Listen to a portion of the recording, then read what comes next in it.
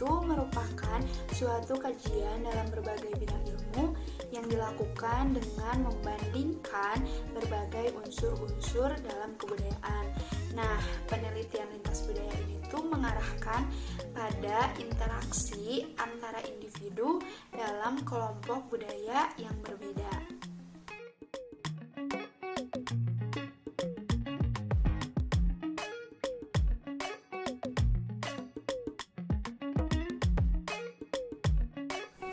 Metode penelitian yang digunakan di psikologi lintas budaya itu ada 6 ya yang digunakan. Yang pertama ada etnografi, yang kedua kajian folklore, yang ketiga ada etnometodologi, yang keempat ada etnoscience, yang kelima ada interaksionalisme simbolik, dan yang keenam ada Grandit teori.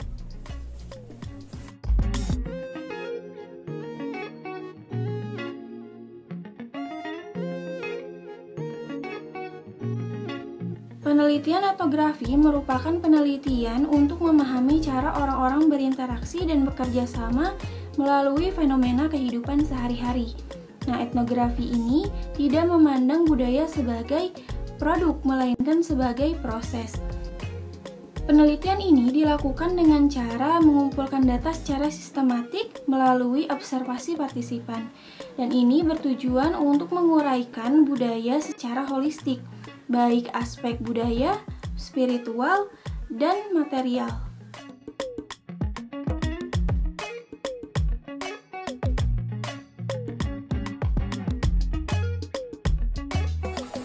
Yang pertama, sumber data bersifat ilmiah. Peneliti harus memahami gejala empirik atau kenyataan dalam kehidupan sehari-hari. Yang kedua, peneliti sendiri merupakan suatu instrumen yang paling penting dalam pengumpulan data. Kemudian yang ketiga, bersifat deskripsi, artinya mencatat secara teliti fenomena budaya yang dilihat, dibaca lewat apapun termasuk dokumen resmi, kemudian mengkombinasikan, mengabstrakkan, dan kemudian menarik kesimpulan. Yang keempat, analisis bersifat induktif.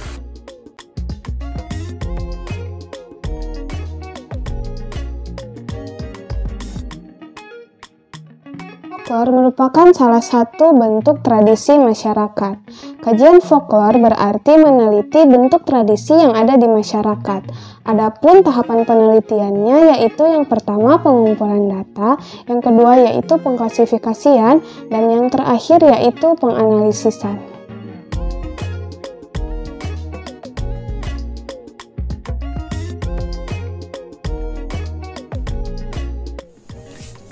Kriteria yang terdapat dalam kajian folklore ini, yang pertama ini penyebarannya dilakukan secara lisan, kedua bersifat tradisional karena penyebarannya ini dilakukan dalam kurun waktu yang cukup lama, dan ketiga terdapat berbagai versi, ya ini karena penyebaran yang terjadi secara lisan tadi, jadi apa yang disampaikan setiap orang itu pasti akan berbeda. Selanjutnya bersifat anonim serta memiliki bentuk rumus atau yang berpola. Kemudian memiliki kegunaan dalam kehidupan kolektif. Kemudian bisa bersifat prologis, yaitu memiliki logika sendiri dan tidak tentu sesuai dengan logika pada umumnya. Kemudian memiliki bersama, kemudian milik bersama dalam suatu masyarakat, serta bersifat polos dan lugu.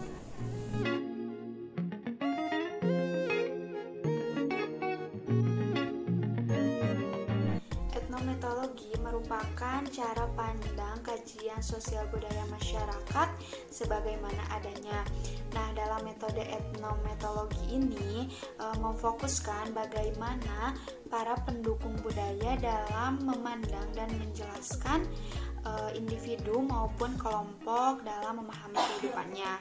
Dalam metode ini lebih banyak mengungkapkan budaya dalam konteks interaksi sosial.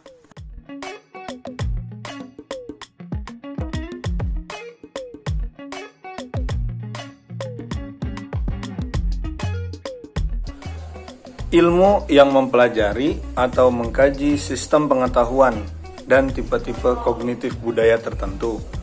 Tekanannya adalah pada pengetahuan asli dan khas suatu komunitas budaya.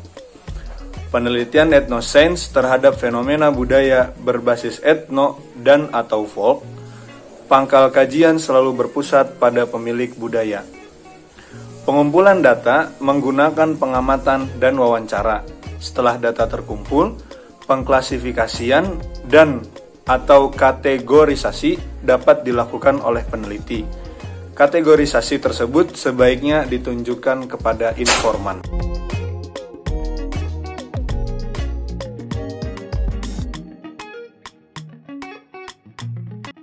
Interaksionisme simbolik merupakan metode penelitian yang berusaha mengungkap realitas manusia. Interaksi simbolik juga berusaha memahami budaya lewat perilaku manusia yang ada dalam komunikasi. Interaksi simbolik ini lebih menekankan kepada interaksi budaya yang ada dalam komunitas.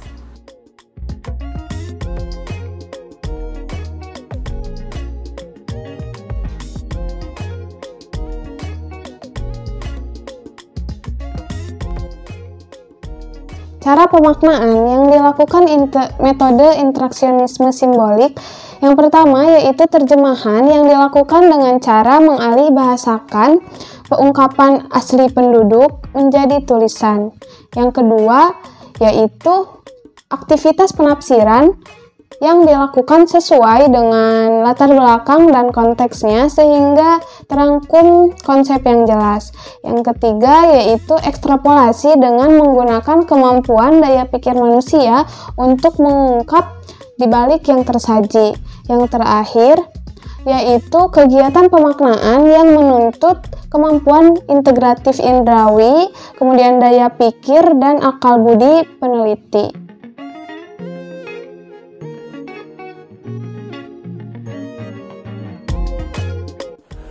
Grounded theory merupakan usaha penggalian yang mendalam dengan menganalisis data secara sistematis dan intensif, yaitu sering secara kalimat demi kalimat terhadap catatan lapangan, hasil wawancara, ataupun dokumen.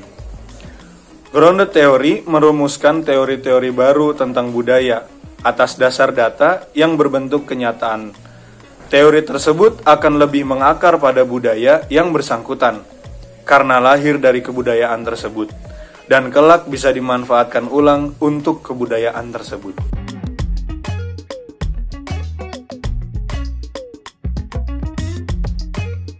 Penelitian ini bertujuan untuk menemukan rumusan teori atau mengembangkan konseptualisasi teori berdasarkan data-data yang ada. Data-data ini tidak hanya terbatas dari wawancara pengamatan saja, tetapi dapat menggunakan bahan dokumen ataupun referensi yang relevan.